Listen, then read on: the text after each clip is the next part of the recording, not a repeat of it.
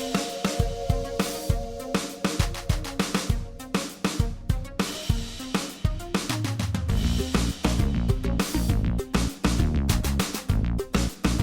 right, I'm just gonna get started. Chewy's not here today, so John, have you been remembering to do your stretches? No, bad back, Bad back, yeah. Yep, I had those thigh injuries last week from playing baseball once for a few hours, and it destroyed my legs for days. And now I don't have that, but I'm still not doing my stretches. But Jackie Chan sure fucking does. I think I got close enough to Chewy's intro. It didn't have her charm, but I did the best I could. Hi, and welcome to Behind That's the all you Hype. can do. Yeah, with me, your host is always Brian Dressel. With me, as always, is Jonathan Hardesty. Hello. Chewy, unfortunately, could not make it today. She actually is home, but she passed out a solid 10 minutes into rush hour, and instead of trying to force her to either try to watch it again or wake up or any of that, I just kind of let her, like, you know what, just enjoy the off night, because, man, this movie didn't age well. No, it didn't, and her review is actually pretty apt. Yep, yeah, that tracks. I famously do not usually drink beer while recording podcasts, and a lot of podcasters do, but today, cheers. It's just kind of where my head needed to be. So this isn't where I wanted to finish Jackie Chan month. However, I do think there is something kind of poetic to it, and I'll get to that at some point or another. But John and I had a little bit of a chat before this. We kind of agreed this movie really didn't age well, to the point of it's a long string of some good stunts, some okay action, and just lots of race jokes. Like, more than I think I was ready for. And I've seen this movie a lot. At least I did a long time ago. I haven't watched it in years. I didn't realize that was the only comedy drum they're going to bang. Yeah, no, it was on cable a lot for a while there, and of course I watched it every single time because Jackie Chan. Already by that time I was enough familiar with him being like, oh, there's going to be bloopers at the end of this thing, and he's going to do some stunts, and they're going to be fun. So yeah, I'll watch it again and again and again, and then coming back to it, I'm like, what? Oof. What is any of this? Now, from my point of view, I remember loving Rush Hour, and I had all my favorite parts of Rush Hour, I had all my favorite scenes of Rush Hour, my favorite characters, and they're all in fucking part 2. Yeah, I think you've even mentioned on the show just like how excited you are for Rush Hour and all these characters, and I didn't remember, like, because it's been even longer since I've seen 2. So I'm like, oh yeah, I'm sure that person's in this movie. Nope. None of them are here, and it turns out I don't really like Rush Hour. And now, in hindsight, 20 years later, however fucking long it's been since it came out, I really don't like Rush Hour. This is probably my least favorite movie we've done for Jack. Not even probably. It is my least favorite movie we've done for Jackie Chan, and I'm going to try to talk about it as much as we can. But I'll just say this: it reeks of fucking Brett Ratner. Yes, it does, and when you mentioned that last week going in, I was like, you know what? Okay, we know he made it. We know he directed it. It's just going to be his name on it. It'll be fine. The Jackie Chan will just shine on through. And then when I got like 5-10 minutes into this, I'm like, oh, this is a lot less Jackie Chan. Yeah. And a lot more Brett Ratner than I had remembered. And since the next one takes place in China, and there's a lot more Chinese actors in it, and it just... that one felt like a Jackie Chan movie, which is probably why I like the second one so much more. But like, even the second one, just a story, if you've never gotten like the behind the scenes, like I always did with DVDs back in the day when I had time. I always remember this scene at the end of part 2 where Chris Tucker finally overbeats the girl from fucking Crouching Tiger, Hidden Dragon. I can't remember her name right now. She's an amazing actor, but he finally wins. He wins his fight, and he calls her a crazy ass bitch, and he walks away. And I remember watching the behind the scenes where they had a problem with that line. Chris Tucker didn't want to call her a bitch because he doesn't like calling women bitches because we fucking shouldn't. And he's like, I don't really like it. And they tried like 100 different ways of doing it. And he's like, all right, just give me one where you say bitch. Just give me one. And of course, that's the one that rolls into the movie. And I'm just thinking about this now in 2021 at this like little blurb in a DVD, not Blu-ray, a DVD extra that was played as a joke, and I'm like, that is so indicative of like all the problems with Brett Ratner in just one little thing. That's even the fact that it's played as a joke is like there's so many problems here, and Fortunately, I don't think they're as on display in the first one, but it's still just, it wasn't a fun watch. I didn't have fun watching this one. I had fun with some of the Jackie Chan stuff, but only some of it. Yeah, and I realized pretty quickly once I remembered the plot that they were just supposed to distract Jackie Chan's character from actually doing anything on the case. Like once they started getting into that whole plot, I was like, oh, that's right. They really don't let him do anything in this movie for most of the movie. Yeah. Like the point of the movie is to stop Jackie Chan from being the star of the movie. Like, right, yeah. That's really it. That's the breakdown of the movie. Jackie Chan comes to America and they try to stop him from being Jackie Chan. That's Rush Hour. Yeah, that's Rush Hour in a nutshell. And I will say Chris Tucker, Jackie Chan have wonderful chemistry together. I think they're both very funny, very talented actors. And I think they did the best with the source material that they had. And I think at the time it probably wasn't as offensive as it is now. Maybe it should have been. Maybe I should have been like, what the fuck is this? But as a kid, I'm like, it's funny. I like Jackie Chan. And look at him jump, right? Yeah. But that's all there is in this movie, right? Am I missing something like major? No, you've got it pretty much. They have a good chemistry together, and their energy as they play off each other, especially once they kind of get into the there's a scene where they're one-upping each other on what their daddies do. Oh, that's so funny. And it's such a funny scene because no one's the straight man in this, even though Jackie Chan is kind of more stoic. Like he's getting goaded into it. Like, no, my daddy's better. No, my daddy's better.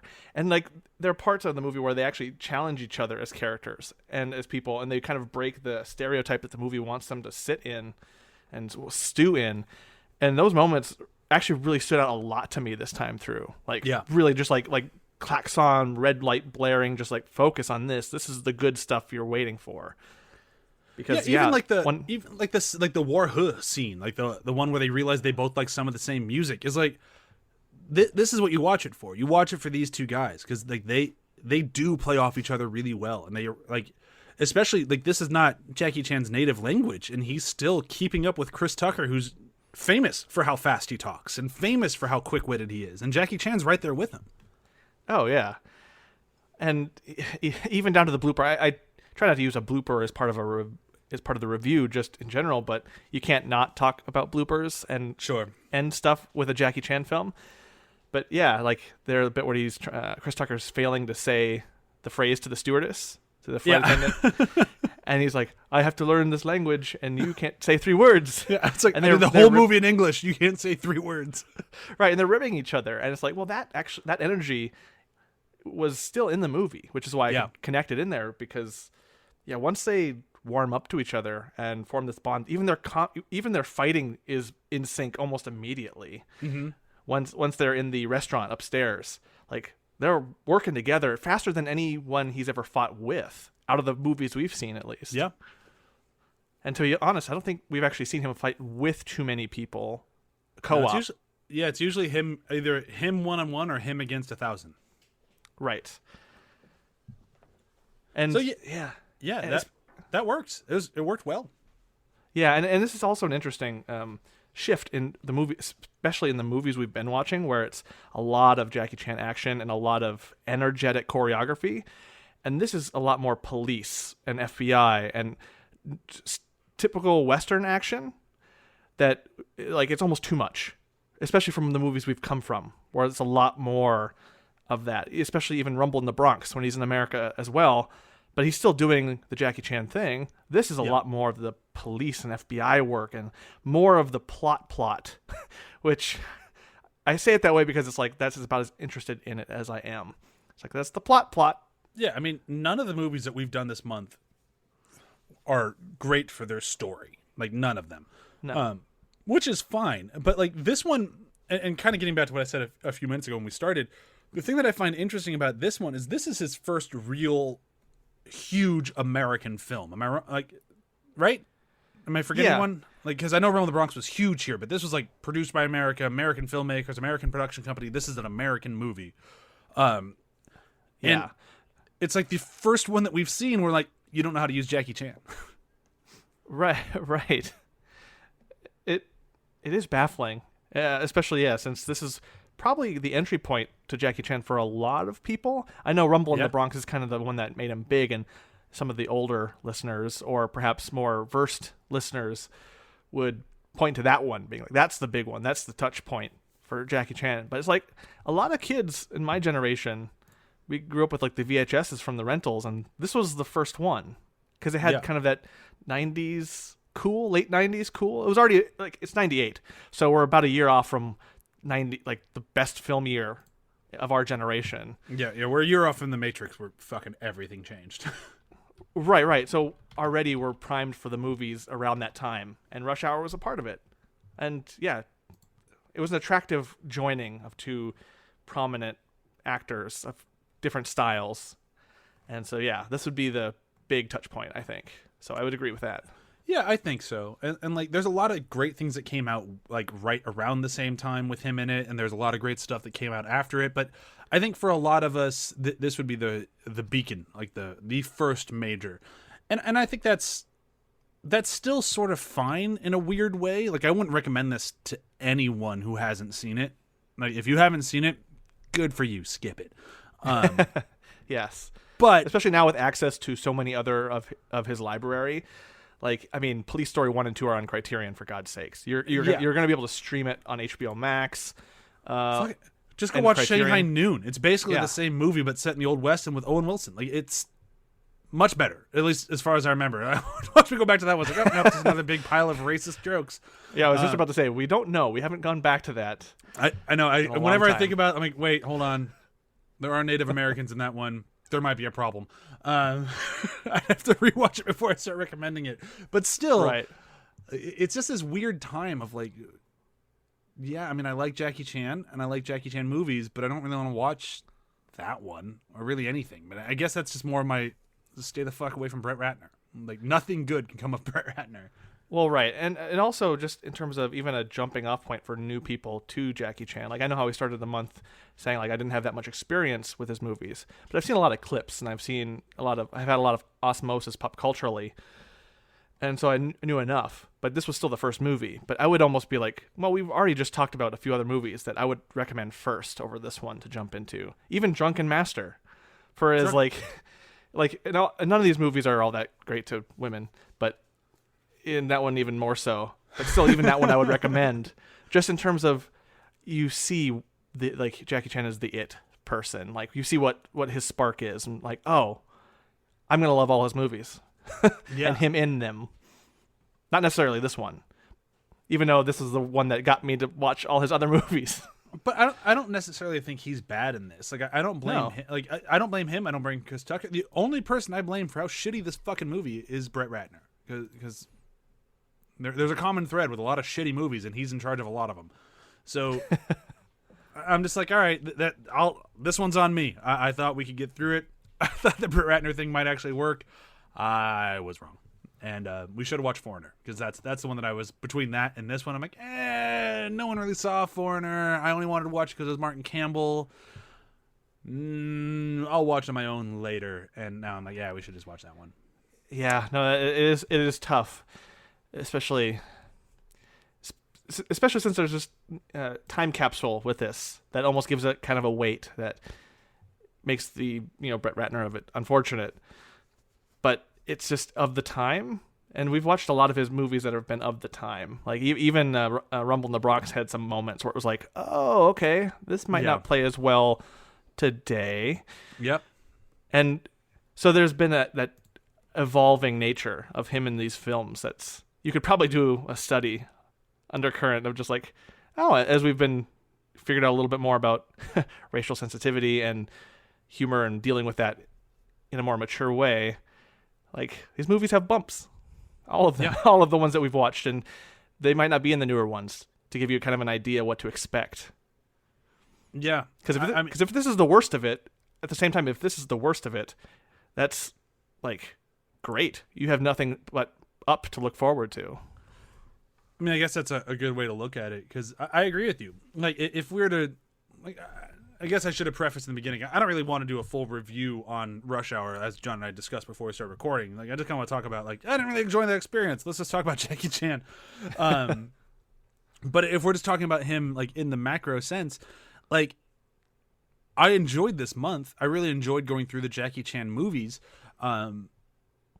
But I mean, as long as I've been doing these behind the hypes and like focusing on one person, for the most part, by the end of the month, I was a bigger fan at the end than I was at the beginning. And the only reason that holds true this time is just because Jackie Chan was such a big blind spot in like my film going. I'm very well versed in who the actor is and what he's made, but I just didn't really watch a lot of it. So the only reason why I like him a little bit more now is because I've just seen a little bit more of him. But I feel like the deep dive and the study on what he can do, since every movie we hit was like, this is great, but it didn't raise him into the stratosphere. Like I was for sure this month was going to do. Like I was so ready to just be like, I'm jumping on the Jackie Chan train. It's going to be a blast. And it was. There was a lot of great in it. But at the end of it, I'm not like, I can't believe the month is over. I want to watch more Jackie Chan stuff. I'm like, okay, I'm done. Yeah, and I wonder if that's not the kind of the inherent flaw of just doing maybe 4 or 5 a month, or 4 or 5 at a time of one filmmaker. Yeah. Is that you really need the mass of his filmography to really kind of pull the trajectory out. I mean, maybe, but this month made me not really want to go do that. Yeah, so it's like when we did this for like here, I'll use the example Scarlett Johansson, because when we did the Scarlett Johansson month, it was kind of like it was a little bit of a rocky road. We picked some good ones and some, and but at the end of it, I'm still like, but I could see what she was doing in each movie, and that made me more excited to see what she can do in the next movie. Unfortunately, the next movie was Black Widow, which was fine. I'm sorry, internet. But like she was good in it, and I could see what. How she dare was you doing. only moderately like a thing? I know. How dare I enjoy a movie? But like, I can watch Scarlett Johansson and go like, I can see what she's doing in this movie, and I'm excited to see what she'll do with it. Even if the movie's only okay, I'm still excited to see her in it, and that still holds true for Jackie Chan. But it didn't. My meter didn't move. It's at the same place it was at the beginning of the month. I'm still as excited to see a Jackie Chan movie as I was before, which means that I might not get around to them. Yeah, and another thing to keep in mind too is like compared to the other ones that we watched, these all, I mean, they all, if they're actors, they'll all have different directors. But in this case, each director did something so completely different with Jackie Chan, like stylistically, tonally. It was weird. It was a weird month to watch in terms of just what the directors did with Jackie Chan. Yeah. Because his stunts and his choreography was great throughout. But one of the movies he directed, I think we only watched one of his movies that he directed. Yes. Yep. And that Police Story, I think, right? Yes. Yes. And that was the strongest, I think. Far and away the best movie of the month. Far and Right, away. right. And so that would almost be interesting to revisit if he did more and watch from him from a directing standpoint versus him from just being an actor. That's a good point. Yeah. Because I think we're running into a problem with where we just picked very different ones with different sensibilities. Because even Drunken Master Yen Wu Ping, right? Like that humor was also really good. And I imagine if we'd watched more of that director, not that Jackie Chan did more of those. I haven't looked that up. There's more Drunken Masters, and I'm not sure if it's the same director on all of them, but there is a few in that franchise. Right. We would see a different, like we would be able to kind of get a through line. Whereas I feel like this time we didn't, and this time really the different directors are to blame. Really, yeah. They're not doing this month justice. they're not giving us the reason why that Jackie Chan is really working his butt off to do. Yeah, because I mean, he's unbelievably impressive in every movie that we watched, including Rush Hour. Like he's still doing very cool stunts throughout Rush Hour, including the thing at the end with like the whole drapery thing. Like I'm sure that wasn't exactly how it appeared in the movie, but he still did the stunt. It was still really cool. All of his fight scenes are great. Like I love how he got later on in his career, like the way he moves his hands got so fast. Like because he was fast in Drunken Master, but you compare even Drunken Master to Police Story, and it's like, whoa, he's stepping on the gas. And like then you get to Rush Hour, and like he's just so quick, and it's really cool to watch him, and it's just fun. Like you get to the bar sequence, and it's just a fun sequence. You're pretty sure he broke his leg at one point because it looks like he kicked a ball, but whatever, it's cool. But right. Or even just like trying to keep the vases from falling, starting to pull, like still able to pull in the classic Hollywood slapstick style. Well, I don't even think it's the classic Hollywood. That's that classic Hong Kong like comedy. Like that's that slapstick stuff that was in Drunken Master, that was in Police Story, and somehow, I think I'm refusing to give Brett Ratner any credit for it because I think it was just this is the Jackie Chan stuff. Right. This is that what was a he scene does. where like, yeah, that I can see the direction being okay. Do that thing you do. Yeah. Here, keep the vase from breaking, and we're gonna blow it up later. Yeah. Like even his facial expressions in that are great. His comedic timing is just off the charts in those pockets of moments. Even when I feel like this era movies of Jackie Chan is him doing damage to his hands and shaking them and being like, ow, oh, because every movie around this time where he does some sort of comedic action, there's always damage to his hands. And maybe that's just been even through the past ones we watched, like Drunken Master, like my wrists, ow. But he plays hand damage really well, which is a weird thing to pick up. The wrist thing is still so funny. God. But yeah, even here, just his facial expressions playing to the comedy of the like the physical, the action, the hurt, playing to the comedy of that feels a lot more amplified here. Yeah. And honestly, that's probably what drew me in when I was younger to this. It's just like, oh, this is action packed, but he's funny. This is funny from him, like his standpoint, not the jokes. The jokes don't really land, but he is like that is I'll take that as like my number one takeaway from this month. I always knew Jackie Chan was funny and famous for being funny, but I never personally found him that funny. Like I'm not trying to take anything away from him. It's just like what he didn't really work for me as far as like comedic goes. And then after this month, I'm like, nah, I was wrong. It does work. It's funny. It legitimately it gets me. Like I'm into it. Yeah, and it's that's like my only way to major change is I think he's funnier than I did before. Yeah. Well, it's a different way to look at funny too.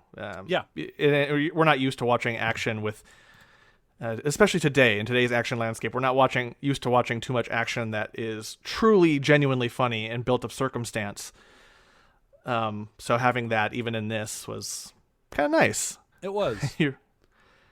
Because yes, action can be funny. Filmmakers of major corporations, it can be funny. It can be funny without being quippy. It doesn't have to be quippy to be funny. I'm not going to say who I'm talking about, but everyone knows who I'm talking about. Yeah. I'm sensing some steam from listeners just coming off of their heads. Like, okay, at least they didn't say the company. At least they didn't say it. And I'm still not going to, but you know exactly who I'm talking about. That's why you're mad. All right, I don't think there's much else I can say about Jackie Chan. I don't have a favorite moment, favorite quote, favorite anything from this movie. If we did the second one, I would, because the quote I really like is in the second one. But we didn't do the second one, so I'm willing just to let Rush Hour go and say let's start prepping for next month. What do you think? Well, yeah, I would say just to give you a chance to use your favorite moment from the second one, I would say go for it. Just I'm curious what your favorite moment is because I remember nothing from that movie. I honestly don't remember the quote verbatim, and I don't want to butcher it. Okay. There is a legitimately funny moment in the second one. I promise. I don't remember the quote verbatim. Yeah. You just gotta get through this first one and then eventually get to the moment. No, you don't. Don't watch it. Don't watch the second one. Don't watch the first one. You don't have to. I'm just telling you if you happen to, there will be a part in the second one that will make you laugh, but don't go out of your way for it. I did not recommend. Fair. That's a horrible way to end Jackie Chan month. I recommend Jackie Chan, his movies. Go back to the other 3 that we watched. They're all good. Rush Hour, skip it. Yeah, you can skip it and really replace anything else from the filmography in there. Even Police Story 2. No, fuck it. Just watch The Spy Next Door. That's what I'm going with. Instead of Rush Hour, Spy Next Door. I saw it as an early screening when Chewie and I were still like not even dating, but just kind of like hey, I'm kind of into you. Let's go to a movie together and see if this is worth it. Turns out it was. But like we watched it like an early screening and we're both sitting like, this sucks. And now after watching Rush Hour, no, it's pretty good. He plays a nanny and he doesn't know how to make oatmeal. I kind of want to rewatch it. I think I like it a lot more now. Classic comedy gold without any race jokes. Yeah, I highly recommend Spy Next Door. Don't watch Rush Hour. Or how about poor Jackie Chan? How about Tuxedo? Have you seen that one? Oh no! Now this is gonna make other people who grew up in the '90s with me rather upset. I don't like Jennifer Love Hewitt.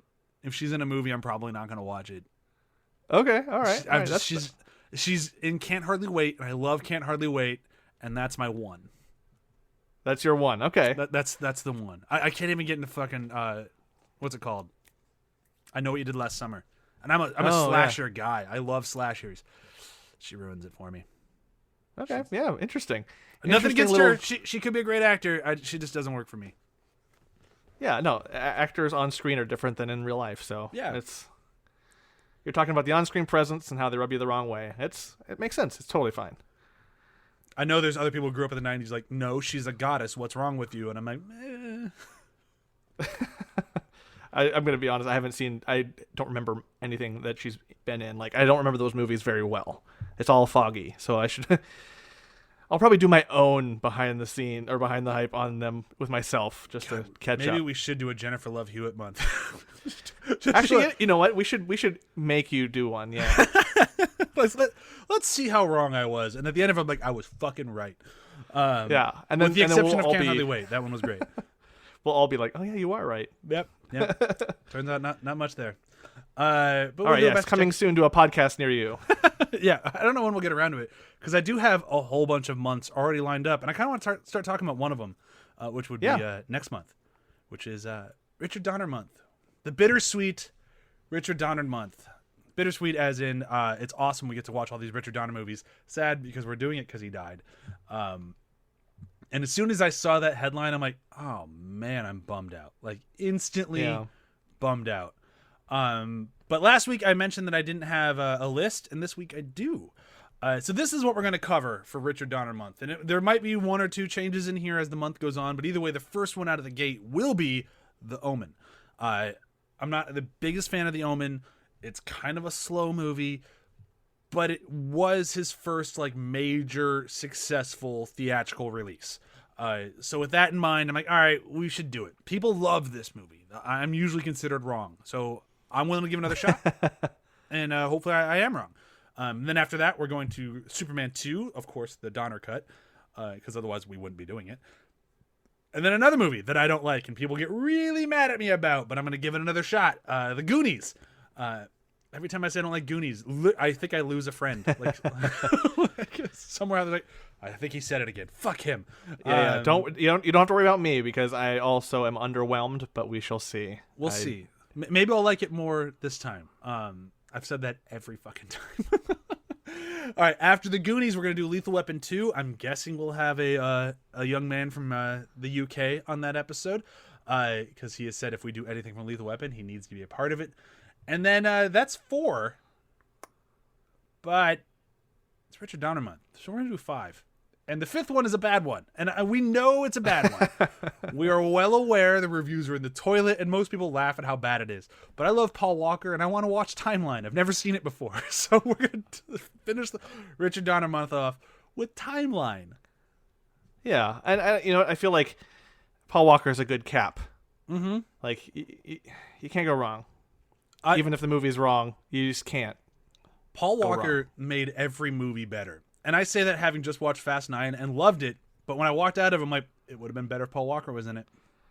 I will admit I did get a little emotional at the end when his car showed up, and I was like, I recognized the car. I was like, you guys, he's still alive in this world. Thank you so much. I want to live in that world where there's still Paul Walker. Yeah, and that his job during Fast 9 was to babysit. I'm like, that's awesome. He's still... I don't care about the excuse. It's just like he's in the world. Yep, I'm into it. Yep. So we'll finish things off, and I have a feeling we'll probably talk more Paul Walker than we do Donner in the last week, but we'll get there.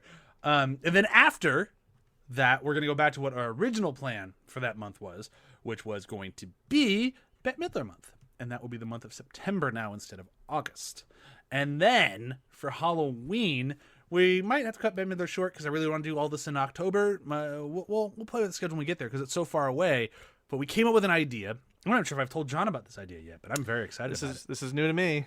I want to do famous horror movie directors, not famous movies.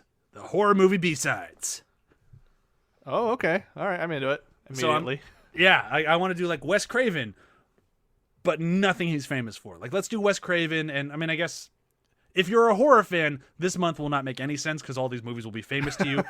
But I'm talking like the people who are not horror fans. When I say we should watch The Serpent and the Rainbow, and they're like, the fuck is that? I'm like, it's a Wes Craven movie. Like, no, it's not. I'm like, no, it is, and you should watch it. We've even covered it as part of a battle on this show, and still people don't know what it is. I'm like, okay, so we should do things like that. And then the more I talked about it, literally came up because of The Serpent and the Rainbow, and I'm like, hold on, there's something here.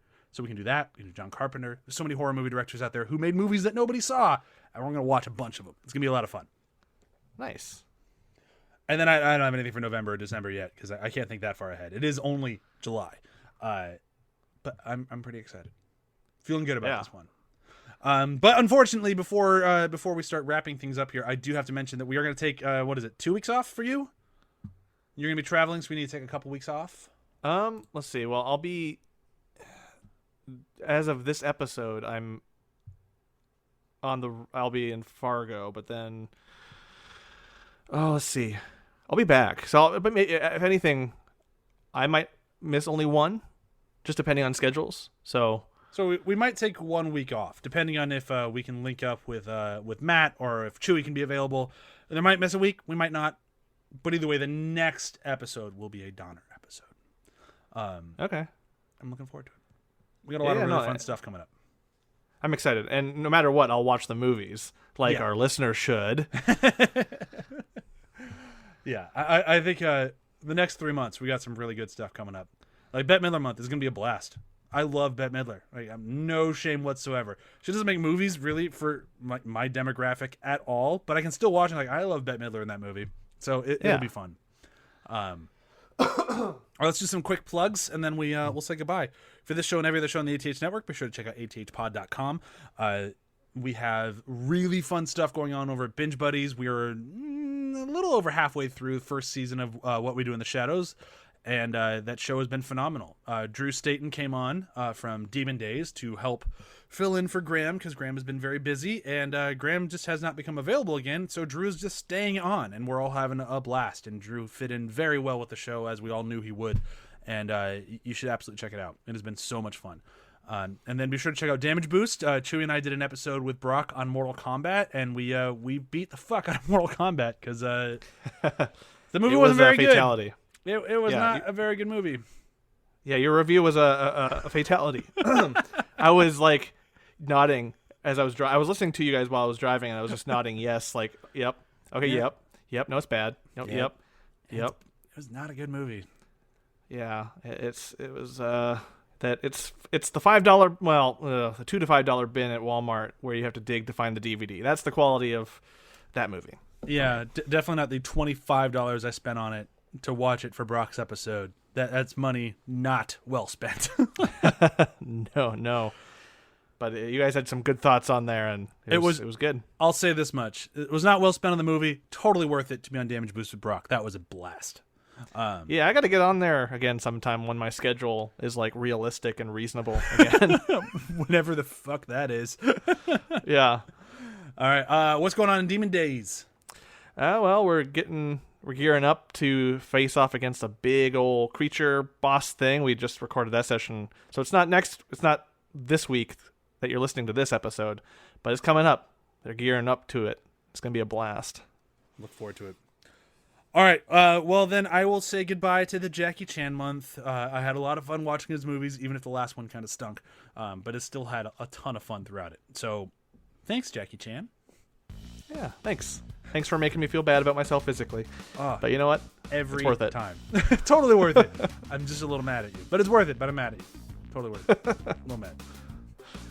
All right. I think it's a good time to say goodbye. Goodbye? Bye. Goodbye? Bye. Bye.